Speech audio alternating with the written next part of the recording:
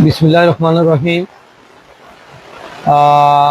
বর্ষার বৃষ্টি স্নাত এই দুপুরে, মধ্য দুপুরে আমরা এক বিশেষ দুর্ভোগের কারণে লাইভে আসতে বাধ্য হলাম। এখানে আমরা সর্বগ্রা ইউনিয়নের 5 নম্বর ওয়ার্ডের অধিবাসী এবং কদমতলী সংলগ্ন আমাদের এই সমাজ। এই সমাজে আমাদের একটা গর্ব করার মতো স্কুল, কলেজ, প্রাইমারি স্কুল, একটা নুরানি মাদ্রাসা এবং একটা বড় মসজিদ সবই আছে।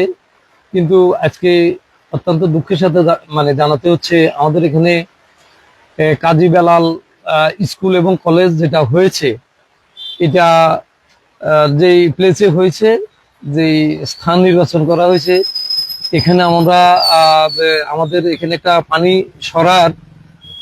পানি নিষ্কাশনের জন্য 18 নম্বর সুইচ ছিল।